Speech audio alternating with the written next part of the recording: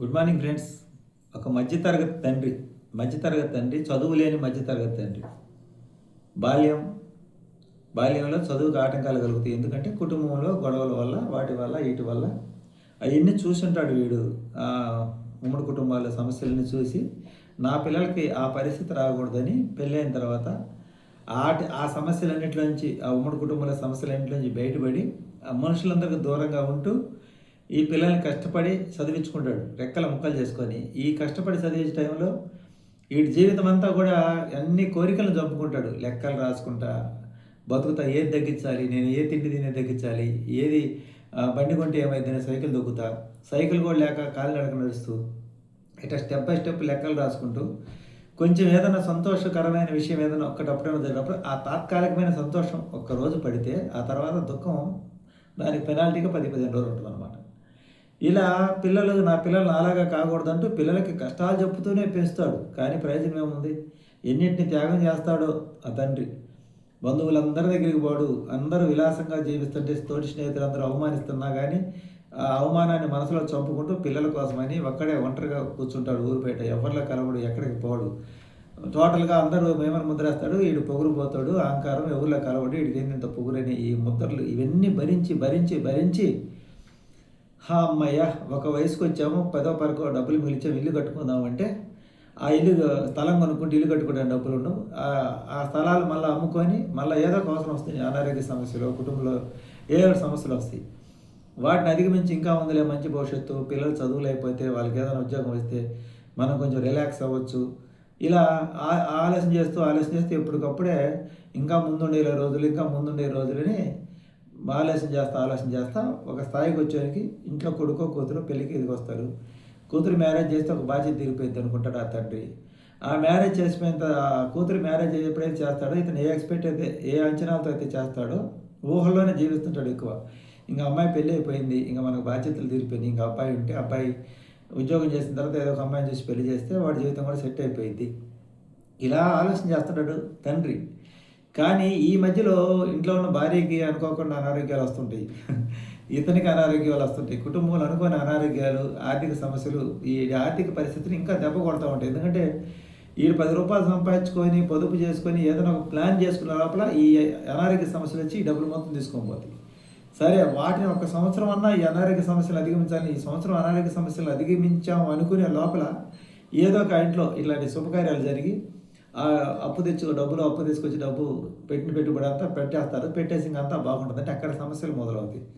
ఇక్కడ 2 రకాలు ఉంటాయి సమస్యలు. ఆ అమ్మాయి కూతురు జీవితం బాగు చేయాలని వీళ్ళ దగ్గర ఉన్న ఆస్తులన్నీ అమ్మి పెట్టి చేసినా కానీ ఒక్కోసారి చాలామంది జీవితాలు బాగుపడవు. ఎందుకంటే రాంగ్ స్టెప్ వేస్తారు అన్నమాట. అంటే ఈ పిల్లల జీవితాలు బాగుండాలని ఈ మాయ మాటలు చెప్పే వాళ్ళలో పడతారు వీళ్ళు. ఎందుకంటే వీళ్ళు సొంతంగా ఆలోచన చేసేంత టైం ఉండదు. వీళ్ళ జీవితం అంతా లెక్కలేసి ఏది రైటో ఏది రాంగో అర్థం కాక ఏ కాడికి తిండి ఖర్చు ఎంత, ఇంటి రెంట్ ఎంత, షాప్ రెంట్ ఎంత, ఈ హాస్పిటల్ బడ్జెట్ ఎంత, ఈ లెక్కలతోటే జీవితం అంతా గడిపేసి పిల్లల్ని క్రమశిక్షణలో పెడతా ఉంటారు అనమాట. పిల్లలు ఏమనుకుంటారంటే తండ్రి ఒక విలన్ అనుకుంటాడు. ఇంత అందరి పిల్లలాగా మా నాన్న నాకు అవకాశం ఇవ్వలేదు, స్వేచ్ఛని ఇవ్వలేదు అనుకుంటా వాళ్ళ పిల్లల మైండ్లో, కొంతమంది పిల్లల మైండ్లో అలా పెరుగుతారు. మగ పిల్లకాయలు, ఆడపిల్లకాయలు మా నాన్న నాకు మంచి భవిష్యత్తును ఇవ్వలేదు అని అంటారని చెప్పి వాళ్ళకు అభిరుచికి తగ్గట్టుగానే సంబంధాలు చూసి పెళ్లి చేస్తారు. కానీ ఇక్కడ సమస్య ఎక్కడ వస్తుందంటే మనకు దొరికేవాడు కూడా అట్టాడు దొరుకుతాడు. వాళ్ళు కూడా వీళ్ళ దగ్గర ఏదైనా ఉంటే లాగుదామనే లెక్కలో చేసుకుంటారు. వీడి శక్తి సామర్థ్యాలంతా ఉపయోగించి పెళ్ళిళ్ళు చేసిన తర్వాత అక్కడ వీడి దగ్గర శక్తి ఉంటుంది. పెళ్ళైన కాంచి వాళ్ళు ఇంకా తీసుకురా మేము వ్యాపారాలు చేయాలి, ఈ వ్యాపారాలు చేయాలని అని అంటాం. అక్కడ గొడవలు రావడం, ఆ తర్వాత ఆ గొడవల్లో డిస్టర్బెన్స్ ఒక్కోసారి విడాకులు అవుతాయి. పెళ్ళిళ్ళు చేసిన తర్వాత అది ఒక పెద్ద దెబ్బ, ఒక పెద్ద షాకు. ఆ షాకు అలా జరుగుతూ ఉండేటప్పుడు వీళ్ళకి అనుకోని అనారోగ్య సమస్యలు కుటుంబంలో, పెద్దలు ఎవరైనా మరణించడము, లేకపోతే పెద్దలకి ఏదైనా అనారోగ్యం రావడం, ఇవి మళ్ళీ నెక్స్ట్ ఇవి ఎక్స్ట్రా వస్తాయి అన్నమాట. జనరల్గా ఎవరైనా ఏమనుకుంటారంటే ఇదిగో ఈ సమస్య వెళ్ళిపోయిందిలే, ఇక రిలాక్స్ అవ్వచ్చు అనుకుంటారు. అనుకునే లోపల కొత్త సమస్య కూడా ఉత్పన్నమై ఉంటుంది. మధ్యతరగతి జీవులు ఎవరికైనా కానీ కావాలని చూసుకోండి. అంటే పెళ్ళిళ్ళు విడాకులు కాకపోయినప్పటికీ వాళ్ళ జీవితాంతం సర్దటము, వాళ్ళ డబ్బులు ఇవ్వటము, వీళ్ళ కష్టానంతా వాళ్ళకి తీసుకుపోయి పెట్టేయడము, అయినా అక్కడ పిల్లలు సంతోషంగా లేకపోవడం, ఇలాంటివి జరుగుతుంటే కొంతమందికి వాళ్ళకి జీవితాంతం మానసికంగా పోరాడుతూనే ఉంటారన్నమాట. కొంతమంది ఏంటంటే ఇది ఇప్పుడే ఫస్ట్‌లో ఫుల్ స్టాప్ పెట్టకపోతే ఇబ్బంది పడతామని చెప్పి క్లియర్ చేసుకుంటారు. ఇంకా అది అమ్మాయి అది క్లియర్ అయిపోయిందిలే మనం ఇంక బాగుండొచ్చు.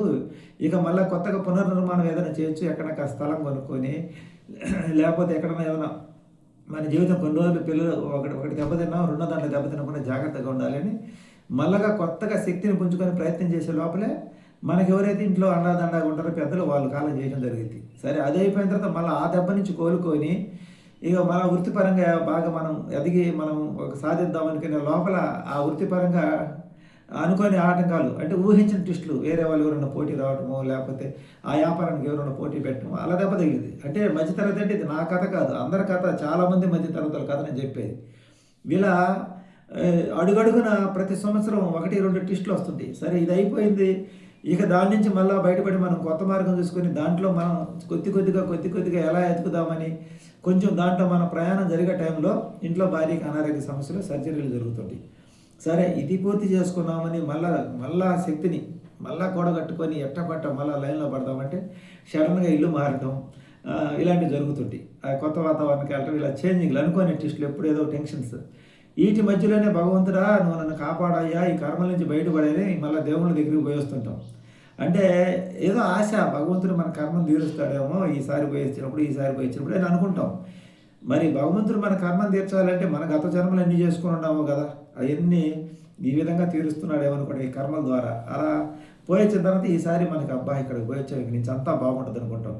అనుకునే టైంలో కొత్త సమస్య వస్తుంది. అప్పుడు మళ్ళీ భగవంతుడు ఆ సమస్యను బయటపడేసినందుకు మనకు మంచిది అనుకోవాలా, లేకపోతే మనం పోయొచ్చినందుకు మళ్ళీ కొత్త సమస్యను ఇచ్చాడు అనుకోవాలా. సరే దానికి సర్దుకొని అయినా కానీ నేనే తప్పు చేశాలోలే, ఏ జన్మలో ఏ పాపం చేశానో, ఎవరికి అన్యాయం చేశానో సరే అని మళ్ళా రాజీ పడి మళ్ళా నడుములు గుంగి కూలబడి కింద పడి ఇలా మళ్ళా లేచే లోపల కొత్త సమస్యలు వస్తుంటాయి. అప్పుడు దాకా కూతురికి పెళ్ళిళ్ళు చేసో లేకపోతే వృత్తిపరంగానో లేకపోతే తల్లిదండ్రుల ద్వారానో ఉమ్మడి కుటుంబాల్లో అడుగడుగున సమస్యలు ఎదుర్కొని వెనక్కి తిరిగి చూసుకునేవారికి 50 సంవత్సరాలు వచ్చేసి ఉంటాయి. గడ్డాలు మీసాలు నడిచిపోయి ఉంటాయి, షుగర్లు బీపీలు ఎంటర్ అయిపోయి ఉంటాయి. ఇంట్లో భార్యకి బాగుండదు, ఈ ఇంటి యజమానికి బాగుండదు, అదే ఈ కుటుంబాలు లాగేవాడికి. ఈ టైంలో ఒక ట్విస్ట్ ఏంటంటే అప్పుడు దాకా ఇవన్నీ సమస్యల మధ్యలో కొడుకు గురించి పెద్దగా ఆలోచన చేయడు. నా కొడుకు ఉద్యోగం చేసుకుంటున్నాడులే, వాడితో ఇంకా మనకి ఇబ్బంది ఏంది, వాడి శాలరీ బాగుంది, వాడు మనకి ఈ పైన వాడు బతుకుతాడు అనుకున్నప్పుడు పిడుగు లాంటి వార్తలు తెలుస్తాయి తల్లిదండ్రులకి. ఎందుకంటే ఈ ఉద్యోగం చేసుకునే కొడుకు ఏ అమ్మాయి ట్రాప్లో పడి ఉంటాడో, ఈడు ట్రాప్లో పడేస్తాడో అవతల అమ్మాయి ఈయన ట్రాప్లో పడేస్తుందో ఇది ఒక సమస్య. అనుకోకుండా కొంతమంది ట్విస్ట్ వస్తాయి, ఈ ట్విస్టులు వస్తాయి. ఇంకా నా కొడుకు నాకు సపోర్ట్ అనుకున్న టైంలో వాడు ఎక్కడొక లవ్లో పట్టమో ఏదో ఒకటి చేయటమో దాంట్లో లేకపోతే ఏదైనా వ్యసనాల బారిన పట్టమో లేకపోతే ఏదైనా ఇట్లాంటి అధికంగా డబ్బు సంపాదించాలని ఎట్లా పెట్టుబడులు పెట్టడమో వాడికి వచ్చే జీతం తగ్గట్టుగా అప్పులు చేసుకుంటాడు. ఆ తర్వాత అమ్మయ్య అనే లోపల మనకి తల్లిదండ్రులకి ఈ విషయాలు తెలుస్తాయి. అప్పుడు ఇంకా ఇల్లు లేదు వాకి లేదు, ఈ జన్మ ఇంతేనా ఇంకా భగవంతుడు అని చెప్పి ఇంక నీరసించి మంచాన్ని పడిపోతాడు. ఇక్కడ ఈ మంచాన్ని పడిపోవడం 2 రకాలు ఉంది. ఒకటి చచ్చిపోదాము అనుకుంటాడు, చచ్చిపోయి ఏం సాధిస్తాం అనేది మళ్ళీ రెండో క్వశ్చన్. ఇక మరి ఎక్కడికైనా పారిపోదాం అనుకుంటాం, పారిపోయి ఏమైనా తప్పించుకోగలమా, మన కర్మలు మన నీడ మన ఎన్నికెడికి వస్తాం, మళ్ళీ ఆ క్వశ్చన్కి ఇంకొక జవాబు వస్తుంది. ఇప్పుడు ఏంది ఇక నెక్స్ట్ ఏం చేయాలి అర్థం కాదు. ఇక నా జీవితం నా బతుకు అంతా ఇంతేనా అని గోవిందా ఏడుకొండవాడా అని అనుకుంటాం, ఓం నమః శివాయ అనుకుంటాం, భగవంతుని స్మరిస్తాం, ఆ భయాన్ని పోవడానికి దైవనామస్మరణ చేస్తాం. కానీ ఎన్ని చేసినా ఈ కర్మలు అనేది అనుభవించడానికే పుట్టినట్టుగా ఉంటాడు మధ్యతరగతి కుటుంబాలు. ఇక లాస్ట్కి ఫైనల్గా వాడు తెలుసుకునే సత్యం ఏంటంటే ఇది అనుభవించడానికి నేను ఈ భూమి మీదకి వచ్చాను అంటే యావజ్జీవ శిక్ష, యావజ్జీవ ఖైదీ అంటారు చూడు, తప్పు చేసిన జీవితం మొత్తం జైల్లో ఉండమంటారు వాళ్ళ లైఫ్ అంతా. ఇది కూడా నాకు యావజ్జీవ కారాగార శిక్ష లాంటిదే. అది అనుభవించడానికి నేను ఈ కుటుంబం అనే సమస్యల్ని వీటన్నిటిని ఈ బంధువుల వల్ల వీళ్ళ వల్ల ఇవన్నీ గత జన్మలో నా శత్రువులు వీళ్ళంతా కడుపును పుట్టి లేకపోతే మనకు వచ్చిన అల్లుల రూపంలో వచ్చిన వాళ్ళు కావచ్చు, లేకపోతే మనకు బంధువుల రూపంలో వాళ్ళు వీళ్ళంతా నా గత జన్మ శత్రువులు లాగా ఉంది. ఇంక వీళ్ళ మధ్యలో నేను ఎంతవరకు పోరాడాలో అంతవరకు పోరాడగలిగి నా చివరి రక్తం పొట్టు వరకు పోరాడి చచ్చిపోవడమే బెటర్ అనే ఫైనల్ నిర్ణయానికి వచ్చి ఇంకా సంతోషాల గురించి ఆనందాల గురించి ఇంకా మనుషులు ఒకరితో అవతలతో పోల్చుకోవడం గురించి అన్నీ మర్చిపోయి మొద్దు బారిపోయి మెదడు ఒళ్ళు బండ బారిపోయి ఇక మనుషులకు దూరంగా ప్రపంచానికి సమాజానికి దూరంగా అలా ఎవరితో పలకకుండా మౌనం అయిపోతాడు.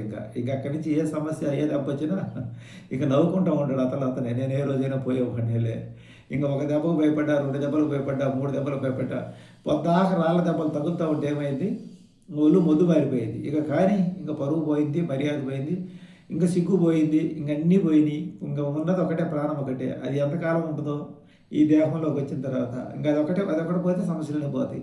అది పోయేదాకా పోరాడదాం అనే లెక్కలో లాస్ట్కి అలవాటు పడిపోయి మొద్దుబారిపోతాడు అనమాట ఈ మధ్యతరగతి. ఈ జీవితానికి నాకు తెలిసింది ఒకటే, ఏ మిడిల్ క్లాస్లో ఫాదర్ అయినా సరే ఫైనల్గా అతనికి మోక్షం లభించేది, అతనికి సుఖం లభించేది మరణించిన తర్వాత అనేది అర్థం చేసుకుంటాడు ఫైనల్గా. అప్పుడు ఇంకా మనశ్శాంతిగా ప్రశాంతంగా ఉంటాడు. ఇంక ఏ దెబ్బన తగలని, ఇంక అన్నిటి మీద వ్యామోహాలు వదిలేసి కొన్ని రోజులకి ఇంకా అతనే నవ్వుకోవటం, అతను ఒంటరిగా కూర్చోవటం, మౌనంగా కూర్చోవటం, మనుషుల్లో గెలవలేకపోవటం, ఇలా సమాజానికి దూరం అయిపోతూ ఉంటాడు, బంధువులకు దూరం అయిపోతూ ఉంటాడు, కొంతకాలానికి కుటుంబానికి దూరం అయిపోతాడు. ఇది ఈరోజు విశ్లేషణ. ఏ మధ్యతరగతి తండ్రి పరిస్థితి అయినా ఇంచుమించుగా 100కి 75% ఇలాగే నడిచింది. ఇంకా 25% ఆ తల్లిదండ్రులు అదృష్టం పుణ్యం చేసుకుంటే ఆ పిల్లలు క్రమశిక్షణగా పెరిగి ఏ వ్యసనాలు లేకుండా మంచి ఉద్యోగాలు సెట్టి వాళ్ళు ఆనందంగా సంతోషంగా ఉంటే, తల్లిదండ్రులకి వాళ్ళకి సంపాదన ఎక్కువ వస్తే ఆ సంపాదన ఏం చేయలేక తల్లిదండ్రులకు చూసే పిల్లలు కొద్దిమంది ఉంటారు. వాళ్ళు చాలా అదృష్టవంతులు నిజంగా చెప్పాలంటే. ఆ అదృష్టం అందరికి రాదు. 100లో ఒక 10 మందికి ఒక మధ్య తరగతి వెళ్తారు. ఆ 10 మందిని చూసుకొని మనకు కూడా అవకాశం వస్తుందని ఎదురు చూస్తూ ఉంటాం. కానీ మనకి ఎప్పటికీ అవకాశం రాదు. ఒకేసారి వస్తుంది అవకాశం. అది ఫైనల్గా ఒంట్లో చెలకెగిరిపోయినప్పుడు. ఎప్పుడైతే ఈ తండ్రి చనిపోతారో అప్పుడు ఆ పిల్లలు జీవితాలు సెట్ అవుతాయి. తండ్రి ఉన్నంతకాలం ఆ పిల్లల జీవితాలు అయితే సెట్ కావాలనేది నా అభిప్రాయం. ఏమంటారు? అవునంటారా కాదంటారా చెప్పండి. వీడియో నచ్చితే లైక్ చేయండి, సపోర్ట్ చేయండి, హైప్ చేయండి. Thank you. By by.